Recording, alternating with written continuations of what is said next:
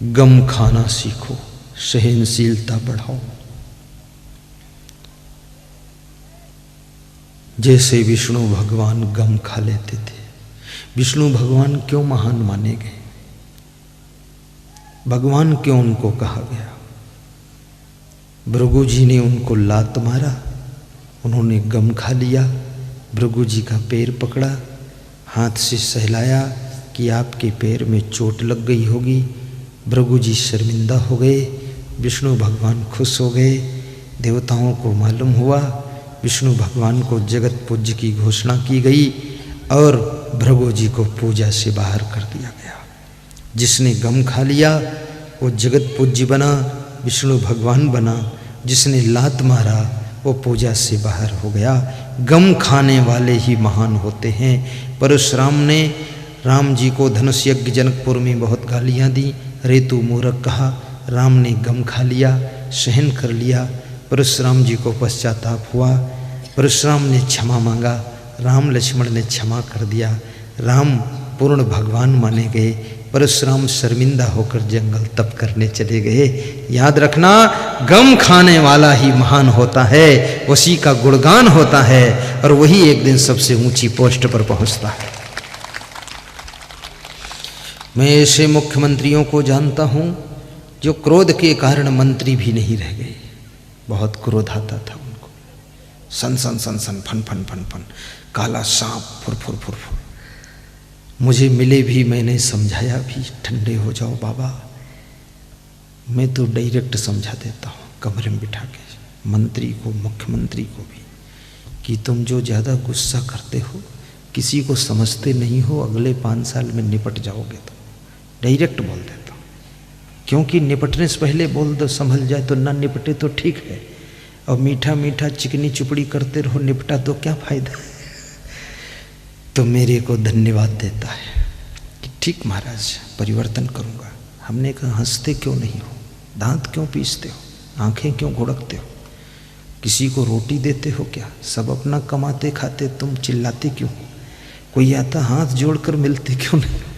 हंसो, हाथ जोड़कर मिलो, सबको लड्डू खिलाओ, क्रोध छोड़ो, अपने को बड़ा मत समझो। जिनको छोटा समझते हो इन्हीं की बदौलत तुम बड़े हुए हो। अपने को बड़ा समझोगे तो ये छोटे लोग तुमको अपने से भी छोटा कर देंगे, ये समझ लेना। कृष्ण भगवान की महानता देखो। ग्वाल बालों के साथ में गौएं चराने जाते थे, कोई अहंकार नहीं। ग्वाल बाल सब उनको कहते थे आप भगवान हो। वे साथ में गौएं चराते थे, बांसुरी बजाते थे, पेड़ की डाल पर बैठते थे, सबके साथ हंसते थे। कृष्ण का स्वभाव हंसमुख था। जिस समय तुम हंसते हो उस समय तुम्हारे अंदर कृष्ण का रूप दिखता है। जिस समय तुम मुस्कुराते हो तो राम का रूप प्रकट होता है। जिस समय तुम प्रसन्न रहते हो तो कबीर साहब का प्रभाव तुम में दिखाई देता है। और जिस समय तुम क्रोध करते हो उस समय रावण और कुंभकर्ण का रूप दिखाई देता है। जिस समय तुम बहुत ज़्यादा सोते हो 10-10 घंटे तो कुंभकर्ण का प्रभाव तुम में आ जाता है। और जिस समय अहंकार में गरजते हो तो मेघनाद की ताकत तुम में दिखाई देती है। याद रखना, जिस समय तुम विरोधाभास के बीच में भक्ति करते हो उस समय तुम विभीषण और प्रहलाद बन जाते हो। विभीषण प्रहलाद बनकर भक्ति करना चाहिए। कभी राम बनकर घर में मुस्कुराइए भी, बिना कारण हंसते रहो, खुश रहो। कहाँ तक गर्म होगे, गर्मा गर्म पकौड़ी बन जाओगे। ज़्यादा गर्म होने की ज़रूरत नहीं। ये कोई घर के लोग ज़्यादा सुधरने वाले नहीं हैं, तुम जरूर इनके चक्कर में बिगड़ जाओगे। एक आदमी कह रहा था कि हमारे घर में कोई सुधरा नहीं लेकिन हम बिगड़ गए। तो हमने कहा क्या बिगड़े? बोले हम क्रोधी हो गए, चिड़चिड़े हो गए, सबको डांटते फटकारते फटकारते। हमने कहा गधी को कितना फटकारो गाय नहीं बन सकती है, घोड़ी को कितना फटकारो हेलीकॉप्टर नहीं हो सकती है, भैंसा को कितना फटकारो भैंस नहीं बन सकती है। अरे ये सब ऐसे ही रहेंगे, इनके चक्कर में तुम क्यों उलझ रहे हो, अपना बीपी हाई लो कर रहे हो, खाम खाम में डायबिटीज़ बुला रहे हो। कितनी स्त्रियों को शुगर है, कितने पुरुषों को शुगर हो गई। तो मैं कहता हूँ शुगर फैक्ट्री डालो, एक बोरी शक्कर दान करो। अब शुगर हो गई है, बड़ी टेंशन, अभी कल मैं गया था, देवी लक्ष्मी हॉस्पिटल का उद्घाटन था रायपुर में, बहुत अच्छा कार्यक्रम। तो वहाँ सब वीआईपी लोग इकट्ठे थे। तो वो सब हम 14-15 संत थे, सब सफ़ेद पगड़ी, सफ़ेद ड्रेस। तो वो सब करोड़पति अरबपति लोग, एक से एक डॉक्टर बढ़ चढ़ करके। तो हम लोगों की तरफ देखते थे कौन है। तो उसमें 10% लोग प्रणाम करने आए और 90% ऐसे बैठे थे, लग रहा था कोई हाथी बैल बैठे हैं, जानते ही नहीं ऋषि मुनियों का देश, नमस्ते तो करो। ये बापू हमारा बाप बना यहाँ कैसे खड़ा है, ऐसे आंखें जुगुर मुगुर। मैंने कहा आने दो, माइक हाथ में, सुधार दूंगा वीआईपी क्लास तुम्हारा। आया नंबर मेरा बोलने का, बस सब सिलेंडर हो गए। बोले संत बहुत होशियार है। हमने कहा क्या सफ़ेद कपड़ा पहने से कोई मूर्ख हो जाता है? फिर कई डॉक्टर मेरे पास आए, अपना कार्ड दिए, मेरा कार्ड मांगे, चरण छुए, प्रणाम किए। बोले स्वामी जी मैं तो आपका आज से फैन हो गया। तो हमने कहा फैन माने पंखा बन गए क्या, नाचोगे? दीवाने हो गए आपके, आपकी वाणी में जादू है। हमने कहा अभी जंतर मंतर भी करूंगा। तो बड़ी मुश्किल से उनको डील कर पाया मैं। सब वीआईपी क्लास थे। जब ब्रजमोहन अग्रवाल आए, उन्होंने पैर छुआ, वो मुझे जानते हैं अच्छी तरह से। तब उनको समझ में आया है संत को, एक डॉक्टर खराब हो तो सभी डॉक्टर थोड़े खराब हो जाते। एक दुकानदार ठग हो तो क्या सब दुकानदार ठग है? एक स्त्री खराब हो तो क्या सभी स्त्री खराब है? एक स्त्री अपने पति को जहर देकर मार देती है तो क्या सभी स्त्रियों से विश्वास तुम्हारा उठ गया? पुरुष लोग विवाह करते हैं स्त्रियों के साथ कि नहीं करते? तुम कहते हो कि सभी स्त्रियां थोड़े ऐसी होती, सब और तो ठीक है, एक खराब निकल गई कोई बात नहीं, तो विवाह करते। तो एक साधु कोई खराब निकल जाए और जिनको तुम साधु कहते हो वो साधु थे ही नहीं, वो गलत सर्टिफिकेट लगाए हुए थे। गलत सर्टिफिकेट, इस भारत देश की स्वतंत्रता में गलत सर्टिफिकेट लोग लगाते हैं। साधु किसे कहते हैं? जिसके न कोई पत्नी है, न पतना है, न बेटा है, न बेटी है, न घर है, न बार है, जो केवल वैराग्य है, त्याग है, ब्रह्मचर्य है, उसको साधु कहा जाता है। ये सब ढोंगी पोंगी साधुता है ही नहीं। पत्नी साथ में, बच्चे साथ में, खुद बापू बाप और बेटा बाप सब बने घूम रहे हैं, सब चकई के चकधुम मकई के लावा तिकड़े तिकड़म बनाते हैं। और तुम कहते हो बोर्ड लगा देख लिया, बस दौड़ रहे हो, भाग रहे हो, फिर खुली पोल तो बजी ढोल तो निकला गोल, तो क्या करोगे? तो ये गलती आपकी है, गलत व्यक्ति को साधु मान लेना। साधु के लक्षण आज बजा देता हूँ। जो साधु होगा फिल्म नहीं देखेगा, टीवी में सीरियल नहीं देखेगा। साधु होगा माताओं बहनों से मर्यादा बनाकर दूर थोड़ा रहेगा। जो साधु होगा उसके कोई पत्नी वो इतनी नहीं होगी, ना उसके कोई लफड़ाबाजी है, ना वो परिवार से कांटेक्ट है। जो साधु होगा इलायची तक का नशा नहीं करेगा। अफीम खाना तो अलग है, भांग खाना ये कोई सधुआई का काम। जब भांग नहीं छोड़ पाए तो तुम पत्नी क्या छोड़ोगे? तुम भांगे में फंसे हो तो और आगे तो और लंबा गहरा मामला। तुम बेड़ी के लफड़े में फंसे हो तो और तुम त्याग कर कैसे पाओगे? गांजा भांग अफीम चरस बीड़ी सिगरेट पीने वाले इन व्यसनों को जो ना छोड़ सके, मन बस में करना क्या जाने। सोचिए, जग में सत्संग बिना मानो सम्मति गति पाना क्या जाने। अब जितनी जगहों पर तुम देख रहे हो, बाप बना है गद्दी पर, फिर बेटा गद्दी बैठा, फिर बेटे का बेटा बैठा, आगे बेटा नहीं पैदा हुआ तो कोई और बेटा गोद लिया, वो बेटा बैठा, भतीजा बैठा, भांजा बैठा। ये तो परिवारवाद है, वंशवाद है। यहाँ साधुआई कहाँ है? साधु का मतलब है कोई मेरे वंश परिवार के व्यक्ति से मतलब नहीं। जो हमारा शिष्य चाहे बिहार का हो, चाहे झारखंड का हो, जो योग्य होगा, चाहे छत्तीसगढ़ का हो, चाहे बत्तीसगढ़ का हो, वो गद्दी पर बैठेगा। यहाँ बेटा बेटी भाई भाभी का कोई काम नहीं है, वहाँ साधु कहते हैं। तुम कहाँ लफड़े में फंस जाते हो? तुम्हारी आँख खोल दिया आज हमने। तो ये जितने लोग ऐसे हैं विषय विलास करने वाले, गलत काम करने वाले, इनमें सधुआई है ही नहीं। साधु का मतलब ही कुछ और है।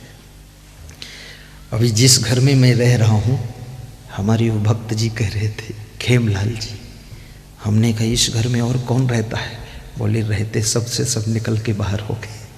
तो हमने कहा क्या मतलब? बोले आप आ गए तो घर पूरा खाली है। हमने कहा ठीक है, क्योंकि जो साधु माताओं बहनों से मर्यादा से नहीं रहेगा उसके नाम पर कलंक एक दिन लगेगा। जिस चीज का त्याग करके तुम घर से चले आए हो, माता पिता रोते रह गए, तुम पत्नी को छोड़, बोले शादी नहीं करूंगा, भाग जाऊंगा, साधु बनूंगा, बाबा जी हो गए, अब फिर तुम स्त्रियों में लफड़ा बना रहे हो, लड़कियों में चौपट कर रहे हो, ये काहे की सधुआई तुम्हारी है? इसीलिए तो बदनाम होगे, मारे जाओगे, जूतों से तुम्हारी सधुआई सब निकल जाएगी। दूर रहो उनसे, प्रेम रखो, समता रखो, आशीर्वाद दो, कल्याण करो सबका, लेकिन थोड़ा बैठना उठना सोना दूरी बनाकर रहो। ये साधु का लक्षण है। ये जितने लोग पकड़ धकड़ में आ रहे हैं सब ऐसे लफड़ेबाजी वाले काम है। तो आज साधु की गुण समझ लेना। साधु में पूरा वैराग्य होगा, त्याग होगा, ब्रह्मचर्य होगा, नशा व्यसन से मुक्त होगा, परिवार से कोई कांटेक्ट नहीं होगा, कोई संबंध नहीं, बस जैसे पूरा संसार है ऐसे उसका परिवार है, उसको साधु कहते। तो वो लोग मुझे डाउट से देख रहे थे कि ये भी उसी मॉडल के होंगे। कल जो VIP में गए थे हम, तो मैंने कहा डाउट तुम्हारा आउट कर दूंगा। तो जब सुनाया सत्संग 10 मिनट, तब उनका डाउट खत्म हुआ। एक डॉक्टर अगर किडनी निकाल कर बेच लेता है मरीजों की, तो क्या सभी डॉक्टर खराब हो जाते हैं? कुछ डॉक्टर तो ऐसे हैं जो अपना ब्लड भी निकाल करके तुम्हारे चढ़ा देंगे, तुम्हारी जिंदगी को बचाने वाले हैं, इसलिए डॉक्टर को दूसरा भगवान भी कहा गया है। कुछ डॉक्टर ऐसे हैं अपना पैसा लगाकर तुम्हारा इलाज करा देंगे और कहेंगे जब कमाना तो दे जाना, कोई बात नहीं है, जाओ तुम जिंदा रहो, यही मेरे इलाज की फीस है। ऐसे भी डॉक्टर हैं। कुछ दुकानदार भी ऐसे हैं, आपको सामान भी देंगे, सम्मान भी देंगे, आप 10 रुपये कम देंगे तो भी हाथ जोड़ देंगे, कोई बात नहीं, जाओ आप।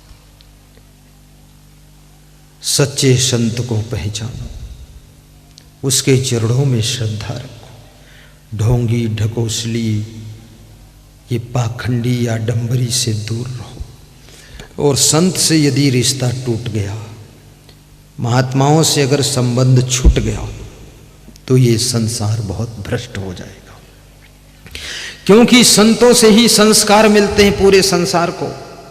संतों के प्रवचन से ही जीने की कला मिलती है, और संतों के ऊपर अगर आस्था खत्म हो गई तो याद रखना पूरे संसार की व्यवस्था बिगड़ने की संभावना है। इसलिए सच्चे संतों को ढूंढ करके उनके चरणों में श्रद्धा रखना, आस्था रखना, ताकि संसार की सुंदर व्यवस्था बनी रहे, आपके संस्कार बिगड़ने न पाए, बच्चों के संस्कार बिगड़ने न पाए। और बच्चों के संस्कार सुंदर होंगे तो उनका संसार भी सुंदर होगा, और जिसके संस्कार बिगड़ गए उसका पूरा संसार बिगड़ जाता है। संस्कार को सुंदर बनाने वाला संत ही है। और एक बात कहूंगा, मंदिर में जाना या ना जाना, पर अपने घर को ही मंदिर बना लेना। आपके घर की जो नारियां हैं उनको देवी के समान समझकर उनका आदर रखना, दुख मत देना। अगर तुम्हारे शराब पीने से तुम्हारे घर की स्त्रियां दुखी हैं, उनके नाम पर शराब का त्याग कर देना। तुम्हारे पान तमाकू खाने से परिवार में दुख हो रहा है, छोड़ दीजिए। मैं तो निवेदन करूंगा ऐसी आदतों को बलिदान करो। गुरु के पास आओ तो कुछ ऐसी आदतें अपनी चुपके से दान कर जाओ।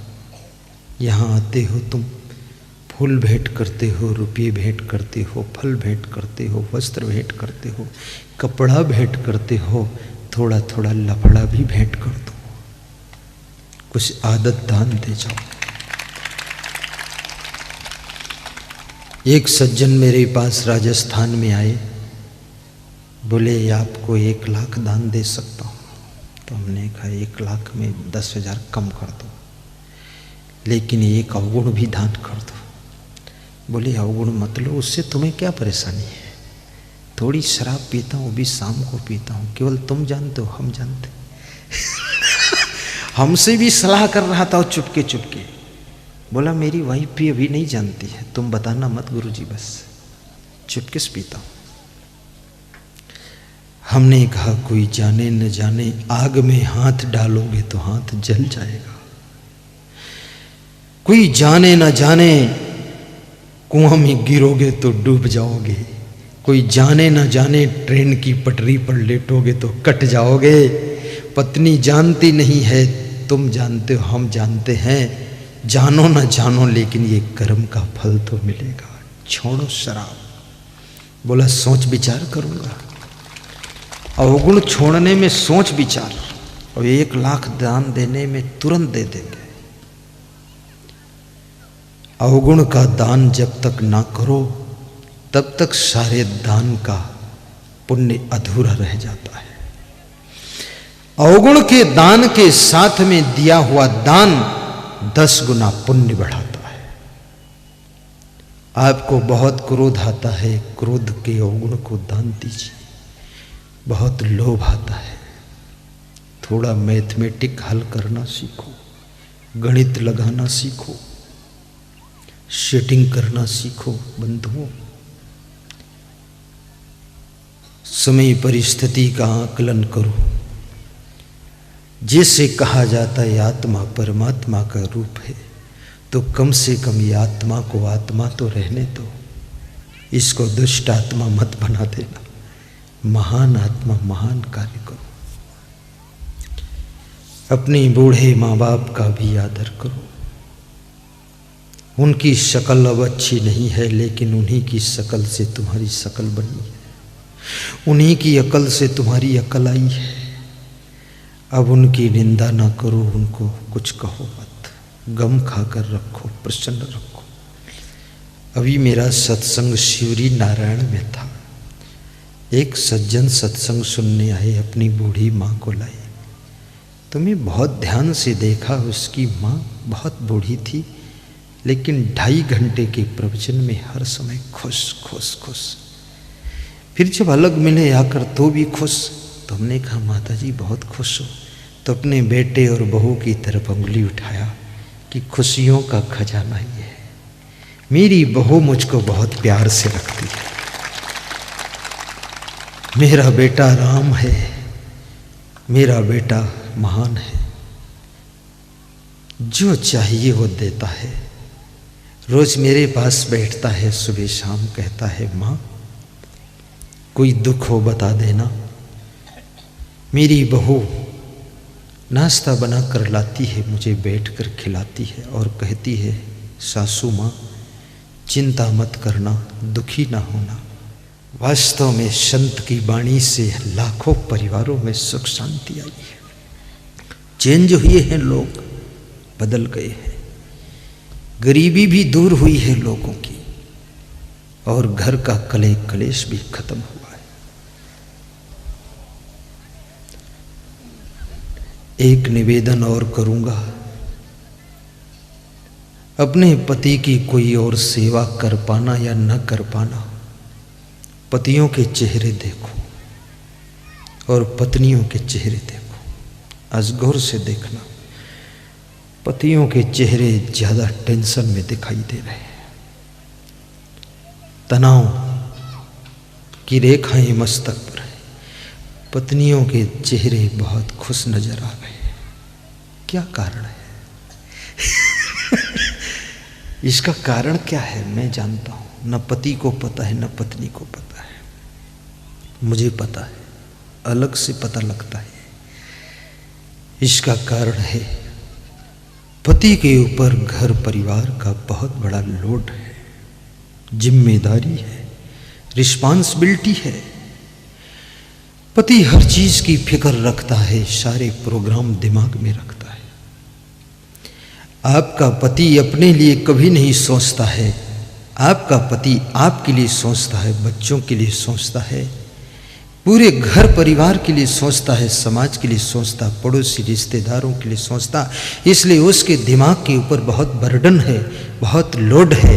तो मैं पत्नियों से कहूँगा एक काम करना, अपने पति को कुछ देना ना देना, लेकिन मधुर मुस्कान से उसकी टेंशन को कम कर देना, तो आपका पति भी बहुत सुंदर जिंदगी जिएगा।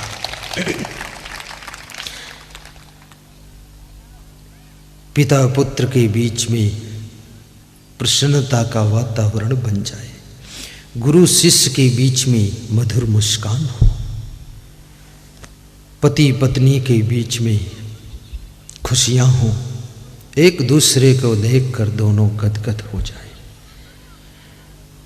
माँ और बेटी के बीच में इतनी प्रसन्नता हो कि माँ बेटी को देखकर ऐसा लगे कि धन्य है मेरी बेटी। बेटियों ऐसे कार्य करना कि तुम्हारी माँ तुमको देख देख कर खुश हो। बेटों ऐसे कार्य करना कि तुम्हारी माँ बाप तुमको देख कर के गदगद हो जाए कि बेटा क्या मिला है, बिल्कुल कृष्ण का अवतार लेकर आया है। अभी मैं गुजरात जा रहा हूँ 28 जनवरी को, रजनीकांत पटेल के यहाँ एक प्रोग्राम है। मेरी जाने की इच्छा नहीं थी, एक प्रोग्राम के लिए जाना थोड़ा कठिन था, तो उन्होंने 44,000 का अर्जेंट टिकट बनाया है एरोप्लेन का। नौकरी करते थे, मैंने कहा छोड़ दो नौकरी, नौकरी तो छोड़ दिया, बैंक में थे कैशियर। बोले बर्बाद तो नहीं हो जाऊंगा, हमने कहा आनंद आ जाएगा। नौकरी छोड़कर 5 साल में वो अरबपति हो गए। हमने कहा नौकरी में बंधन है, तुम बिजनेस करो। कह रहे थे मेरा बेटा बिल्कुल कृष्ण का रूप है गुरुदेव। हम बाप बेटे ऐसे रहते हैं जैसे दो दोस्त रहते हैं। तुम माँ बेटी सास बहू ऐसे आए थे दर पे तेरे सर झुकाने के लिए। सुनना, शेर रुबाइयाँ है। आए थे दर पे तेरे सर झुकाने के लिए, अब सर उठता नहीं है वापस जाने के लिए। ऐसी हालत हुई है। आए थे दर पे तेरे सर झुकाने के लिए, अब सर उठता नहीं है वापस जाने के लिए।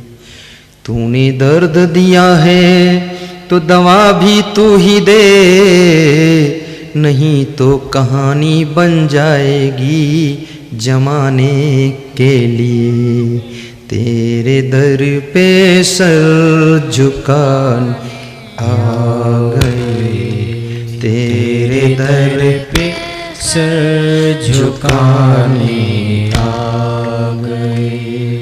बात दिल की हम सुनाने आ गए, तेरे दर पे सर झुकाने आ गए। मेरे दिल में ज्ञान दीपक जल गए, मेरे दिल में ज्ञान दीपक जल गए।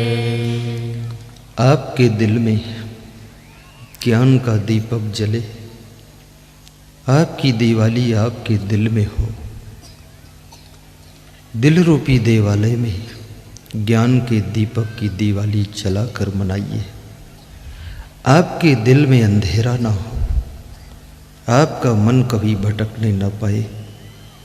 गुरु से मन जुड़ा रहे। संत गुरु तुमसे लाखों कोस दूर हो, लेकिन तुम्हारा मन उनके निकट हो। सपने में उनके दर्शन हो, सुबह शाम उनकी चर्चा हो, उनका गुणगान हो।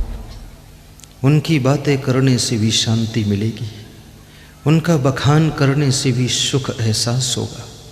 गुलाब के फूल की चर्चा करो, गुलाब के फूल की चर्चा करो तो गुलाब का नज़ारा नज़रों में आता है और गुलाब की खुशबू का ख्याल आता है। गुलाब का सौंदर्य तुम्हारे मन में समा जाता है। लेकिन गोबर की चर्चा करो तो गोबर की बदसूरती और बदबू का नज़ारा तुम्हारे दिमाग में आता है। इसलिए गुरु तो गुलाब है, उस गुलाब की चर्चा करते रहना तो तुम्हारी नज़रों में गुरु का सौंदर्य और गुरु के ज्ञान की सुगंध हमेशा समाई रहेगी और तुम्हारा जीवन कभी भी इधर उधर भटकेगा नहीं। मेरे दिल में ज्ञान दीपक जल गए।